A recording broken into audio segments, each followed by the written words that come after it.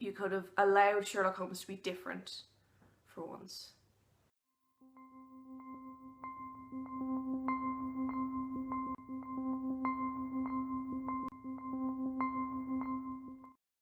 Hello everybody, it's your favourite friendly neighbourhood bisexual. My name's Ailbhe. How's it going?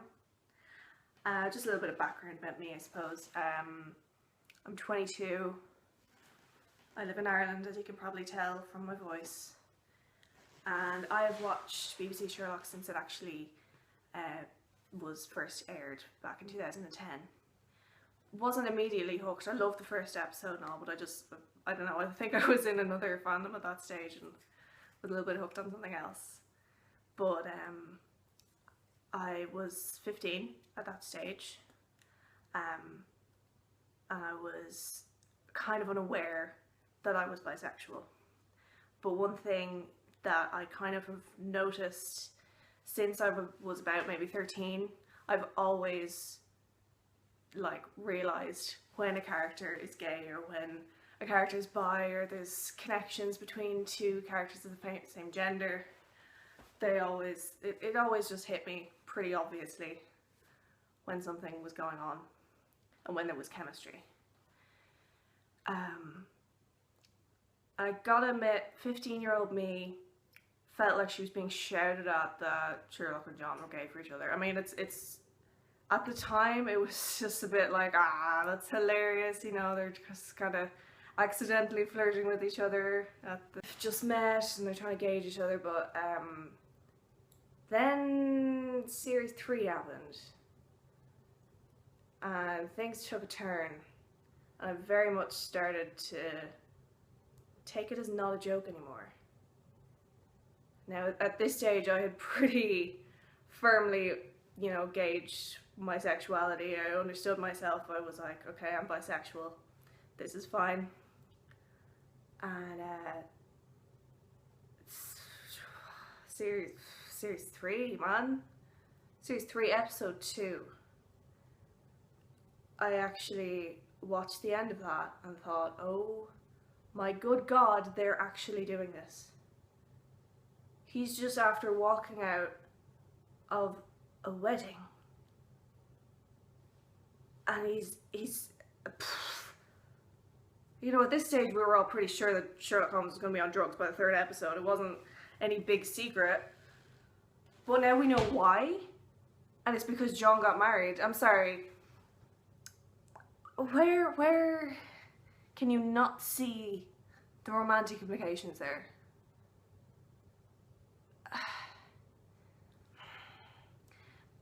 I find it so difficult to grasp that, you know, it started off with all this homoeroticism and all this stuff in the first series, which was, I mean, I would have maybe not been so put off by that if it had just been jokes to begin with, but then it got serious and the storyline just became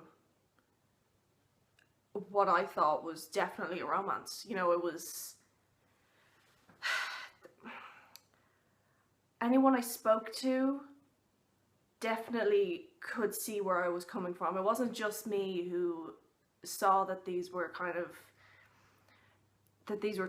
that this was, you know, somebody is after leaving a wedding that, you know, his best friend just got married. I'm sorry. If my best friend just got married, I'd be pretty happy for them.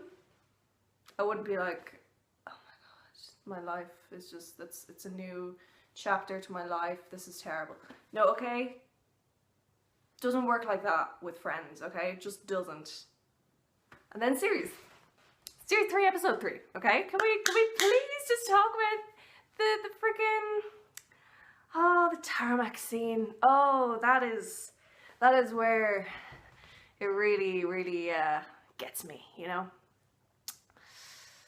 Oh, what was it? There's something I have to say. I meant to say always and then never did, or never have, or something along those lines. I sat at the edge of my chair and I thought I was about to cry because I was so sure he was going to say it. I was so sure he was going to tell him he loved him. And that was the real turning point. That was when I knew that I was not just seeing things. You can't say that that's supposed to be a joke. Like, what else was he meant to be saying there? Sorry, like, he he kind of seriously been not serious. And then said Sherlock's actually a girl. No, okay? That is an aborted declaration of love. That is the definition.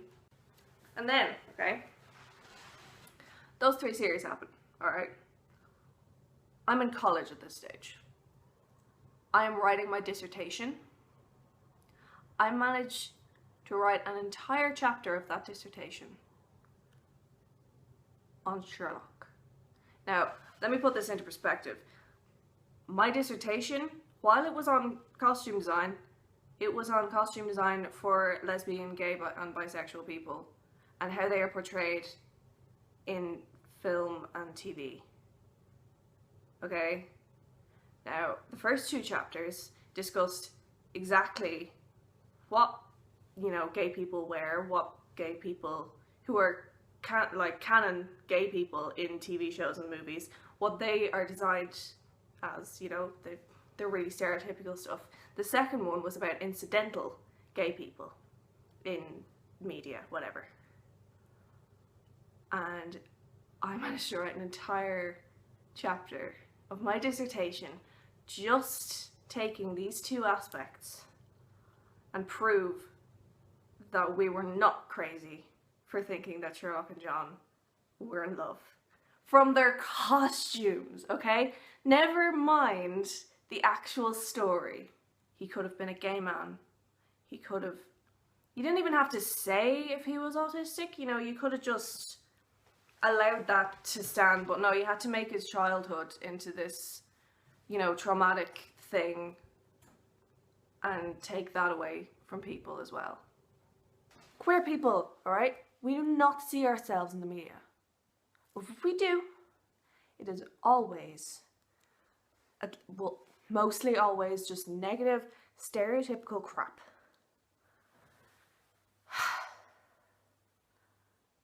We got replies back from our complaints from the BBC and it shut us down and was so insulting and horrible to us that it made me so angry. It made me almost as angry as the actual show made me.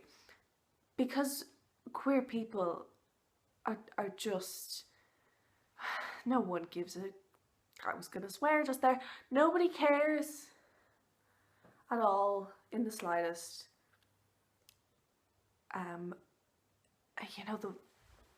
The thing that gets me is like this, the past year has been so negative for LGBT people.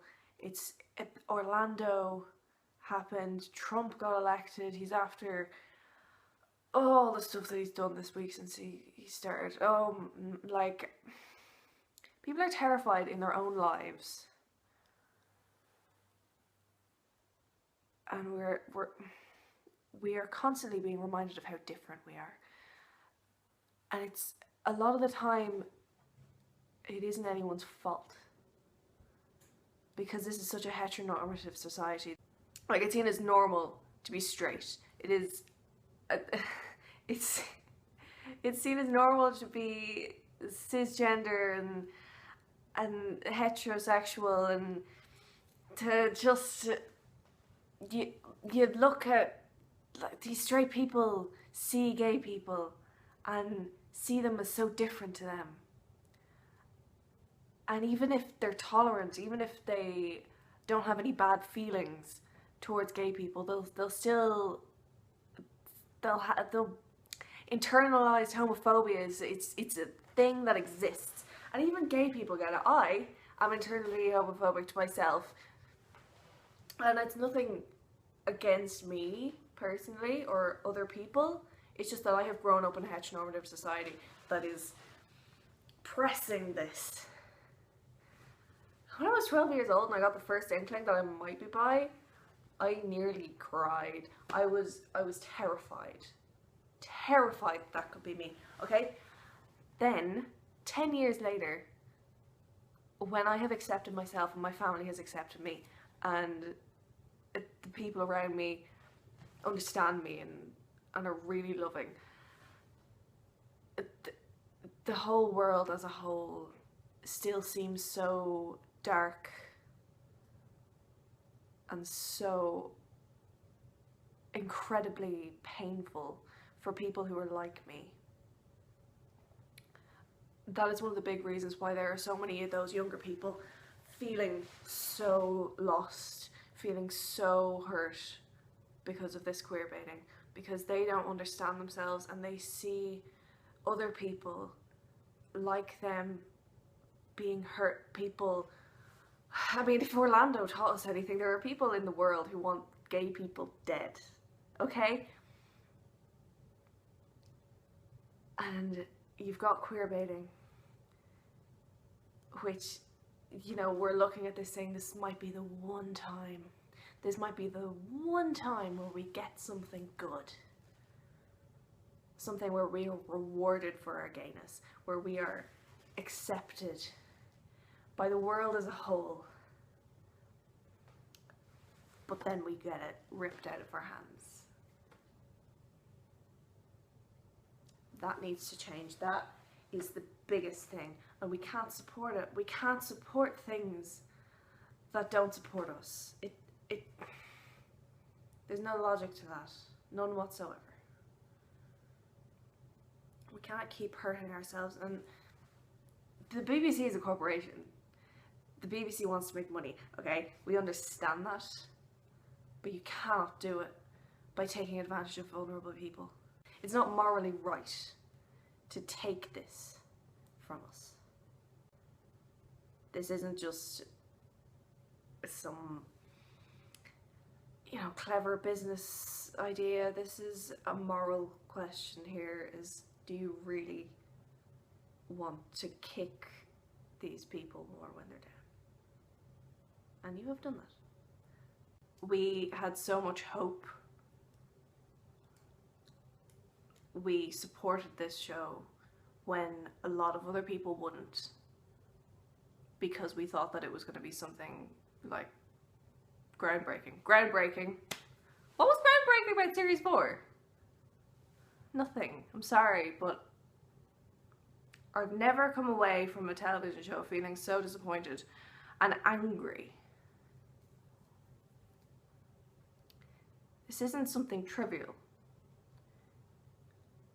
I know, speaking for myself anyway, this has been a massive part of my spare time.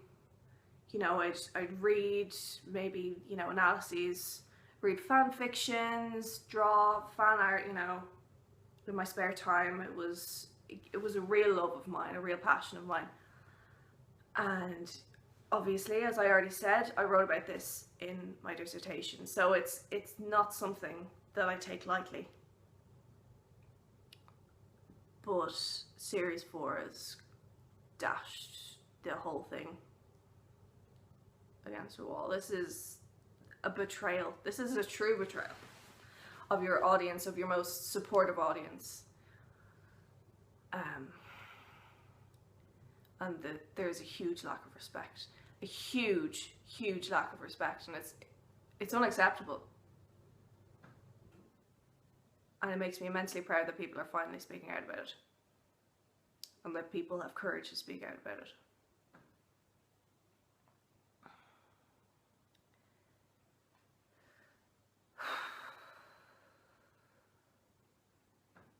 I'm not sure what else I have to say, because this past month or so has been pretty awful. It's like the world has turned upside down. Maybe that's a little bit dramatic, but I know a lot of people in this fandom have really bad mental health issues, and this is not helping. This is not helping. Oh, I can say that from experience. Hello. Depression, anxiety. Yeah, I know that there have been younger people than me who have been severely, like, messed up by this. And it hurts to see other people, even though I don't know them, it hurts to see them hurting. Because it shouldn't be like this. It shouldn't be these two grown men with too much power having this much of a hold on us and not actually understanding how much this means to us. And we had hoped that you would understand that, but obviously you don't. And that's what this video is for, to explain. And I hope I've done that, at least, in some way, shape or form. So what I hope can come from this is a deeper understanding of your audience, less reluctance to just go with the status quo, to just accept that things are the way they are. Stories don't exist in vacuums. You can't have a story and make a story that you're going to show publicly and expect it to stay your own. It doesn't work like that. So take Sherlock. This was your baby, okay? This was your child, your brainchild. We are its outside forces. We have influenced it. Regardless of what you say about that, we are the ones who made this show.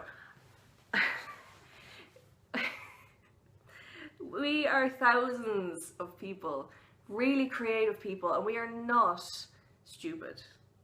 We are creative, intelligent, educated people who know what we're talking about. So when we are creative about this, it is no longer yours. But you can help to form it into something that is positive and can be beautiful in its own circumstances. It's 2017. Sherlock Holmes should be gay by now. I'm sorry. But, I mean, he always has been. But well, he should be allowed to be gay.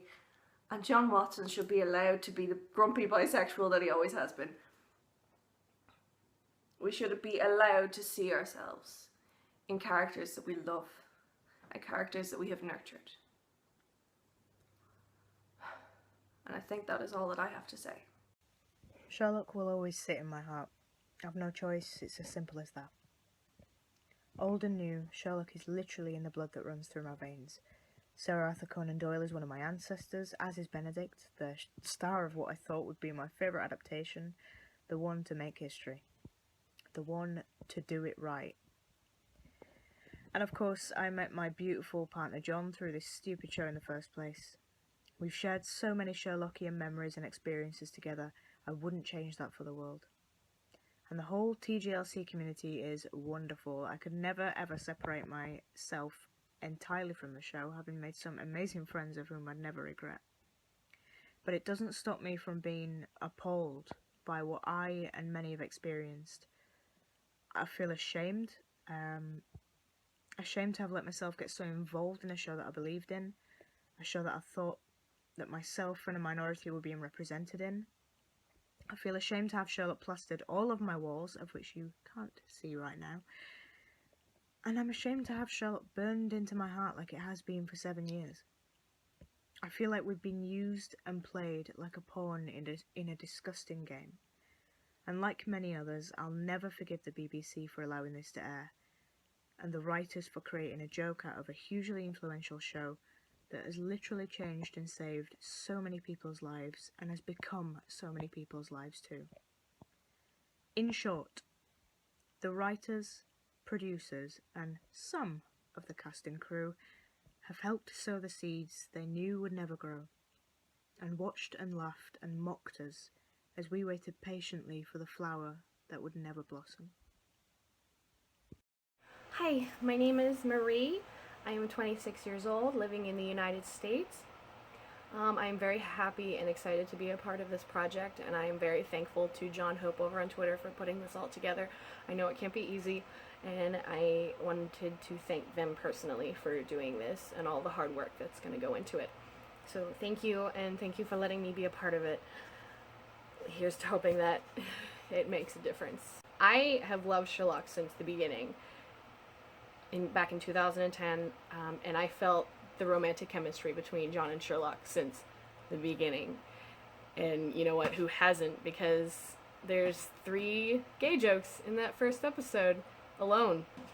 But you know what, I'll get to that in a minute. The point is, the show has been a part of my life for these past 7 years, and I am currently at a loss in the wake of the final problem. The night it aired, I held on to hope that John and Sherlock would finally talk to each other and finally tell each other how they felt. I hoped for that up until the very last second of the episode. I excused every minute of that mess because I hoped. When it ended, I remember sitting there speechless, not knowing how to feel or how to react. Could there possibly be something else coming? Were they doing a fake out ending? Was there possibly an extra 30 minutes that were going to tell us that the whole thing had been a fever dream? There was no way that this show that had always been so smart, that took years to write and put together, could have possibly been that unbelievably awful. But as the minutes passed, I realized that it was indeed over. There wasn't anything else. Sherlock apparently still loves a horrific, murdering, psychopath rapist just because they're related. Apparently, all Euros needed was a hug.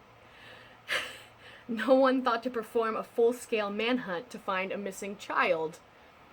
Molly, who is an extremely intelligent, successful, and beautiful grown adult woman, is somehow still, she is nothing but a piece to be there to be hopeless over Sherlock. And somehow we're supposed to believe that any human woman after 7 years would still be hung up on someone who had no romantic interest in them whatsoever. And you know what the worst of all of it was? Was that who we really are doesn't matter. I remember wanting to cry. I wanted so badly to cry, but I thought that I shouldn't, that it was stupid to cry over the disappointment of a television show, that it was my own stupid fault for believing that John and Sherlock could actually be in a romantic relationship. I did hold back the tears for a little while, but I finally broke down when I tried to go to bed that night. I'm not sure what triggered it, but God, I cried so hard for I don't remember how long. I cried out of disappointment. I cried because I hated myself for getting my hopes up. I cried because I'd seen suicide hotlines posted around social media that night. Because who we are doesn't matter. Exactly 3 weeks later, on John and Sherlock's anniversary no less, I am still not okay. The sadness isn't gone, and my anger's only just begun. I still find myself crying over it, and when I'm mad, I go onto Twitter and fight back the only way I know how. For 7 years, the show has been so important to me, and now I don't even know when or if I can ever go back and enjoy the past seasons. That kills me. I have so many fond memories of not only the show itself, but of sharing it with the people I love, of the fandom, reading fanfics, drawing fan art, poring over theories.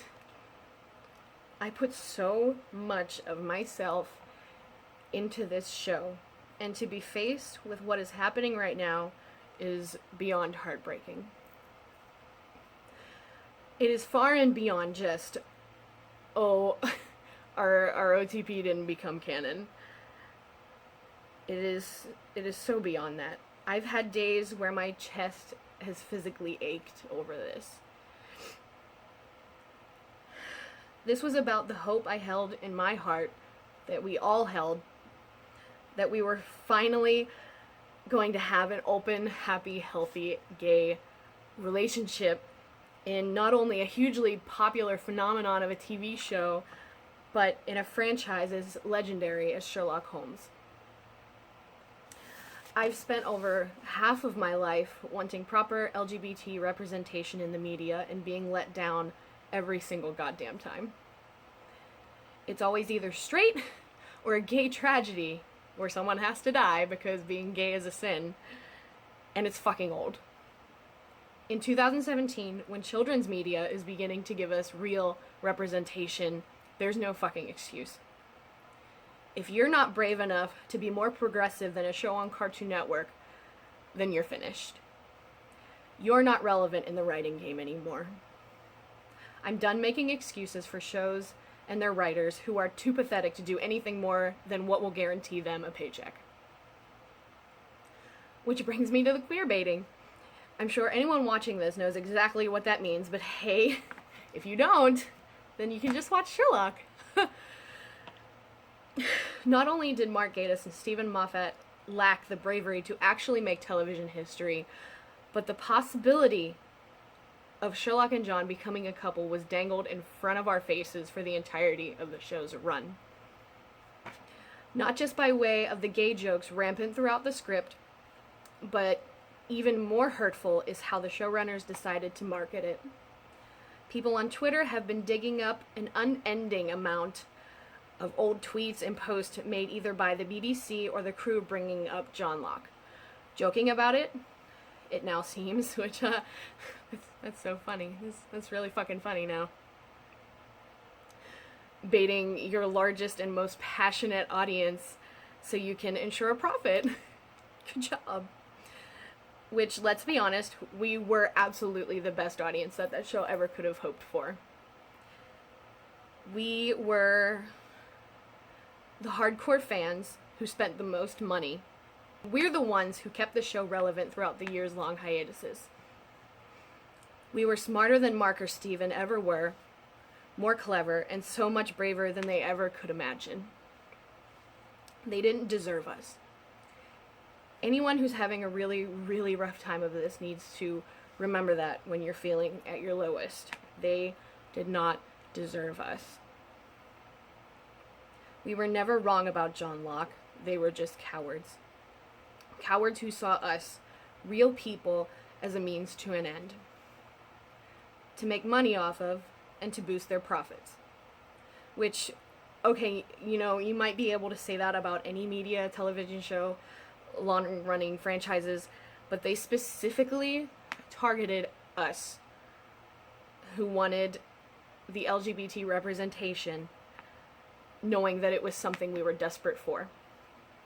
And to hint and wink and nudge at us for 7 years and then take it all away is beyond cruel. And now that it's finally out in the open that it was never meant to happen, and we're all reacting the way that we absolutely should be, they want to make us all sound like crazy radical fangirls who shouldn't be given the time of day. The BBC told us that in 4 seasons and 13 episodes, John and Sherlock never showed any romantic interest in each other. So then, why all the gay jokes in the show? Why all the joking about it on your Twitter accounts and other social media? They literally cannot explain away their marketing strategies without admitting that it was queerbaiting. They even had the chance to acknowledge what they did and apologize. But instead, they're making us out to be insane and irrational. And it's disgusting. They're not even human enough to see us or to recognize us. The second trailer, specifically for season 4, was cut to make us believe that John Locke was happening this season. They put that "I love you" in the trailer specifically for us, to rile us up and to boost their numbers. So much of the show doesn't make sense without canon John Locke. If I listed every single thing off, I'd be here all night. But we all know about TGLC Explained, a YouTube channel with over 40 full-length videos worth of romantic subtext within BBC Sherlock, with thousands and thousands of followers, I might add. Nearly all of the third season doesn't make any sense if it wasn't about Sherlock and John's feelings for each other. Thousands and thousands of people saw the tension there, and that stands for something. We were smarter. I am very grateful to have a chance to record this and be a part of this project. I'm hoping that putting faces to our feelings will make them realize that we are real people who have been affected by what they have done. Maybe I'm a little too optimistic there, but it feels good to do something. Please remember that I love all of you so much, and I stand with all of you in this. One day, our generation will make history, and there will be all of the gay representation that we could ever want. And those who weren't brave enough to do it will be looked down upon. And I cannot wait to get to that day with all of you. Hey everybody, it's John. Just a quick thank you to everyone who got involved, anyone who submitted letters and videos and tweets. It really means a lot, and it's been really inspiring. I hope that whoever watches this is affected positively by it, and I hope that it's a reminder that you are still a part of a huge group of incredibly warm and talented and clever and just amazing people, which is what I needed and probably what a lot of other people needed as well. So yeah, thank you so much. Share this around if you want to, and remember that who you really are matters. It always has, and it always will. Bye.